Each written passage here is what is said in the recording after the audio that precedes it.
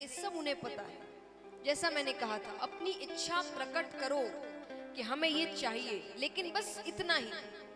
कब चाहिए, एकदम चाहिए, इसी समय चाहिए, होना ही चाहिए, ये सब मत करो, क्योंकि वो आपके लिए सही है नहीं है वो भगवान जानते हैं। और वो दुख भी दे, संकट भी दे, तो उसे अच्छा समझकर ग्रहण करो। क्यों, इसका मैं आपको उदाहरण देती हूँ। एक माता है, वो घर के दरवाजे पर खड़ी है। मोहल्ले के कुछ बच्चे खेल रहे हैं एक साथ। उस बच्चों में उनका अपना बच्चा भी है जो खेल रहा है। सब बड़े प्यारे लग रहे हैं, बड़े अच्छे लग रहे हैं। माता को प्रेम आ रहा है बच्चों पर। माता के मन में आया कि मैं सबको चॉकलेट दिला दूं, कोई मिठाई, चॉकलेट, कुछ भी। तो वो दे सकती है, हाँ कि ना? दे सकती है। उसने सबको चॉकलेट दी। थोड़ी देर बाद वही बच्चे शैतानी कर रहे हैं, बदमाशी कर रहे हैं, बहुत शैतानी कर रहे हैं। और माता को गुस्सा आता है। अब माता का मन किया, मैं सबको खींचकर एक थप्पड़ मारूं। मार सकती है, सारे बच्चों को थप्पड़ मार सकती है वो। किसको मार सकती है? अपने बच्चे को। तो भगवान थप्पड़ यानी दुख, संकट, विपदाएं, थप्पड़ उसे ही मारते हैं जिसे वो अपना बच्चा समझते हैं। जिसे अपना नहीं समझते उसके जो जी में करे, जिंदगी खराब हो, मुझे क्या लेना देना। पर जिसको अपना समझते हैं उसे थप्पड़ मारते हैं कि तुमने गलत किया है, तुम सही राह पर आ जाओ।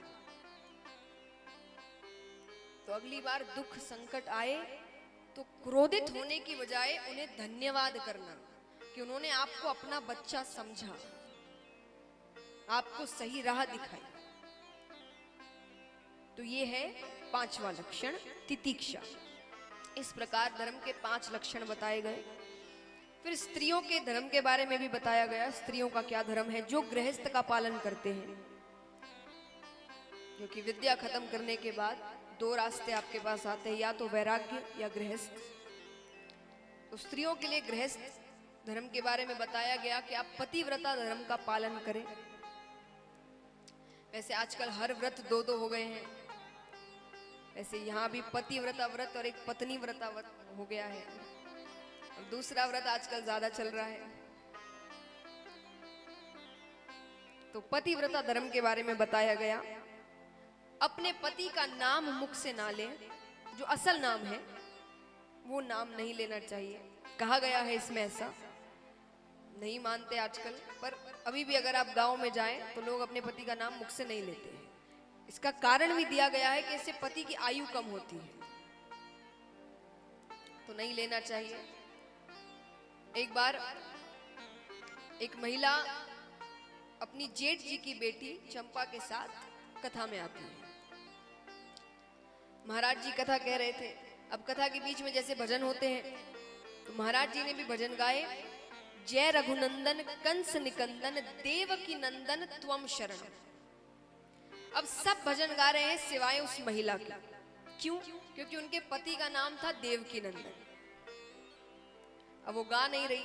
अब महाराज जी की नजर उन पर पड़ती है, तो महाराज जी को थोड़ा अटपटा लगता है कि पंडाल में एक एक व्यक्ति गा रहा है सिवाय उस महिला के। थोड़ी देर बाद महाराज जी ने हाथों का इशारा किया कि तुम भी गाओ। महिला को लगा कि महाराज जी ने भी मुझे देख लिया। तब वो कुछ देर बाद गाती है चंपा को देखते हुए कि जय रघुनंदन कंस निकंदन चंपा के चाचा त्वम शरण। अभी दृश्य भगवान देखते हैं तो ऊपर हंसने लग जाते हैं। लक्ष्मी जी पूछती है क्या हुआ? भगवान कहते मेरे भक्तों ने मुझे कई नाम दिए हैं, पर आज एक नया नाम मिल गया, चंपा के चाचा। विनोद की बातें हैं, पर ये धर्म के बारे में बताया गया कि अपने पति का नाम मुख से ना ले। कोशिश करे हर वक्त मुस्कुराते हुए रहे, जो बहुत मुश्किल है। महिलाओं के लिए तो खास करके बहुत ज्यादा मुश्किल है, और जिनके घर में छोटे बच्चे हैं उनके लिए और ज्यादा मुश्किल है। पर आप जितना मुस्कुराएंगे, जितना खुश रहेंगे, आपका घर उतना खुश रहेगा, उस घर में लक्ष्मी आएगी। आप जितने क्रोधित होंगे, लक्ष्मी उतनी दूर जाएगी। लेकिन इसमें सहायता आपको करनी है कि आपको उनको खुश रखना है। आप ये ना सोचे आप बाहर काम करते तो आप ये काम करने वाले हैं, वो घर पर बैठती है सिर्फ, ये ना सोचे पूरा घर वो ही संभालती है। और आपको तो फिर भी संडे के दिन छुट्टी मिल जाती है, उन्हें उस दिन ओवर टाइम करना पड़ता है क्योंकि लोग घर में ज्यादा बढ़ जाते हैं। तो अगर आप चाहते हैं आपका घर खुश रहे तो आप अपनी पत्नियों को खुश रखिए, मुस्कुराते हुए रखिए। तो स्त्रियों के धर्म के बारे में बताया गया। अब राजा परीक्षित पूछते हैं कि महाराज मुझे दान के बारे में बताइए, दान कब करना चाहिए, किसे करना चाहिए। सुखदेव जी कहते हैं कि ऐसे तो दान कभी भी करो बहुत फल प्राप्त होता है, पर कुछ दिन है, विशेष दिन, जिस दिन अगर आप दान करते हैं, किसी की सहायता करते हैं तो उस दिन आपको बहुत फल प्राप्त होता है। जैसे 2 आयन होते हैं, उत्तरायण दक्षिणायन, तब अगर आप दान करते हैं तो आपको बहुत फल प्राप्त होता है। अक्षय तृतीया के दिन अगर आप दान करें आपको विशेष फल प्राप्त होता है। घर में किसी का जन्म हो, संतान होती है, तब आप दान करिए, या किसी की मृत्यु हो जाए तो आप दान करिए, विशेष फल प्राप्त होता है। पर दान भी सुपात्र को करो जिसे जरूरत है। कुपात्र को दान करोगे तो उसका असर उल्टा पड़ जाएगा।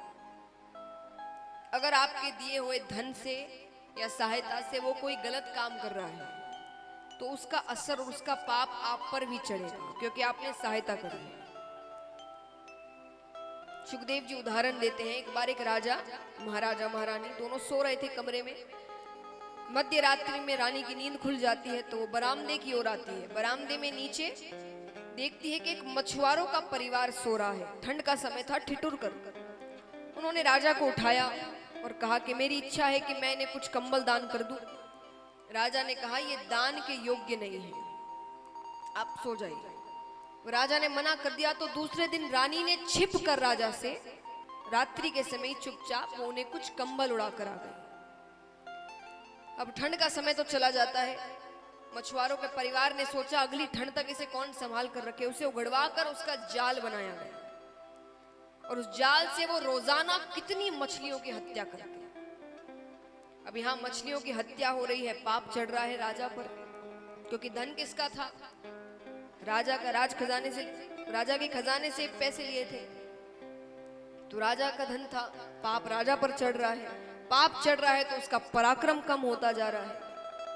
जब आप अच्छे कार्य करते हैं आपका मन साफ होता है, आपके मन में कोई गलत बातें नहीं होती, किसी के लिए कुछ गलत भावनाएं नहीं होती, अपने आप आपके चेहरे पे एक तेज होता है। और जब आपके मन में गलत भावनाएं होती हैं, आप गलत काम करते हैं तो वही पराक्रम, उसे पराक्रम, शक्ति, तेज ये कहा जाता है। अब क्योंकि पाप चढ़ रहा है राजा का पराक्रम कम होता जा रहा है। दूसरे राजाओं ने आक्रमण किया, कैसे तैसे राजा रानी जान बचाकर जंगल में भागते हैं।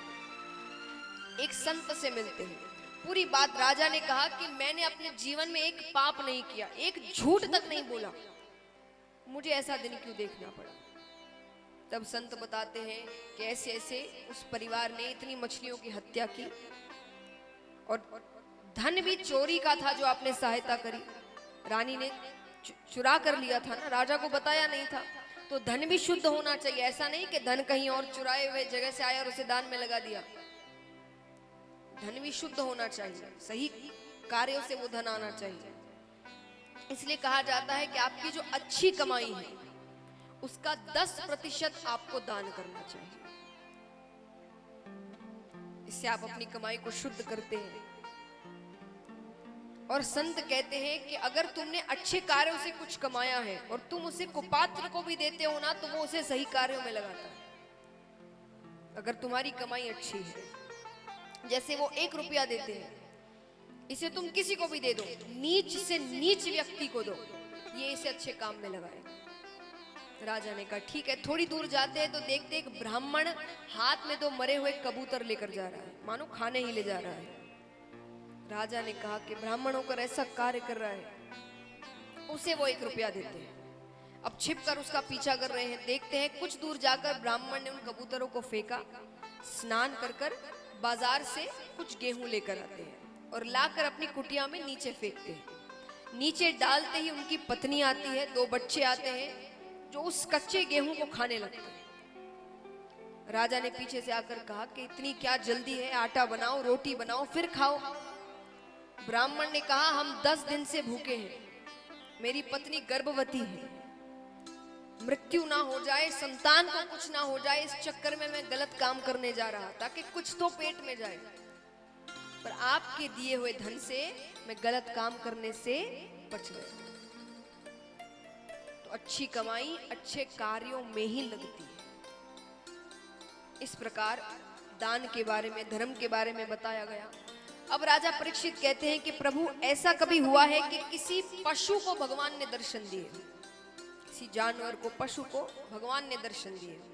सुखदेव जी कहते हैं त्रिकूट नामक पर्वत के पास एक सरोवर बहता था, उस पर एक हाथी अपने परिवार के साथ क्रीड़ा करने आता है, गजेंद्र नामक हाथी।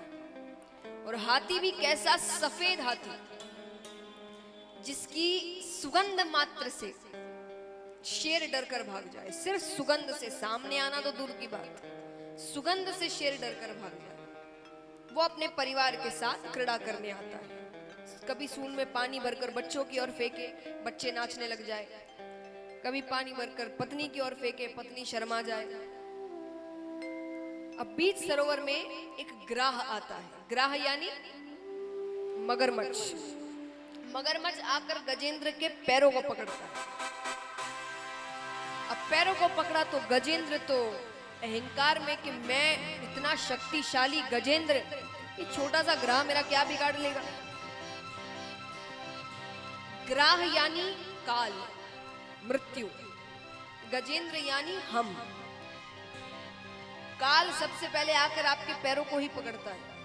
काल यानी कि समय निकट आ रहा है। कहते ना पैरों में दर्द रहने लग गया है, ज्यादा चला नहीं जाता, सीढ़ियां नहीं चढ़ी जाती, समझ लेना काल ने पैरों को पकड़ लिया, अब सुधर जाओ।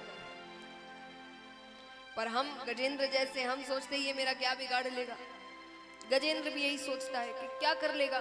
लेकिन ग्राह पानी का पशु है, पानी में रहते रहते उसकी शक्ति तो बढ़ती ही रहती है, और गजेंद्र पानी का पशु नहीं है, उसकी शक्ति कम होती जा रही है। अब वो धीरे धीरे गजेंद्र को पानी के बीच में खींच रहा है। अब जब बहुत अंदर जाने लगता है गजेंद्र, तब अपनी पत्नी को पुकारता है कि मेरी रक्षा करो, मैंने तुमसे इतना प्रेम किया है, तुम्हारे लिए क्या नहीं किया। पत्नी ने कहा आ तो जाऊं आपको बचाने, लेकिन क्या पता वो आपके पैरों को छोड़कर मेरे पैरों को पकड़ ले, मैं नहीं आ सकती। बच्चों से कहा तुम तो मेरी सहायता करो, तुम्हारे लिए मैंने अपने सपने त्याग दिए। बच्चों ने कहा पिताजी चिंता मत करिए, आपका सारा काम अच्छे से करेंगे, पैसों की कमी नहीं रखेंगे। रिश्तेदारों से कहा, सबको बुलाते हैं, कोई मदद करने नहीं आ रहा, इस डर से कहीं उसका पैर छोड़कर हमारे पैर ना पकड़े। फिर इतनी सी सूंड जब बाहर रह जाती है, कहते ना जब सबसे हार जाते हो तब भगवान की याद आती है। पहले काम के समय बड़े बड़े सेठों के पास जाएंगे, इधर उधर फोन लगाएंगे, इससे काम करवाएंगे, पर जब हर जगह से हार जाते हो तब भगवान की याद आती है कि अब आप संभालिए, मैंने जितना करना था कर लिया, अब मेरे बस की बात नहीं। तो जब इतनी सी सूंड बाकी रह जाती है तब वो पुकारता है, हे परम पिता परमेश्वर मेरी रक्षा करो, हे द्वारिका के नाथ मेरी रक्षा करो।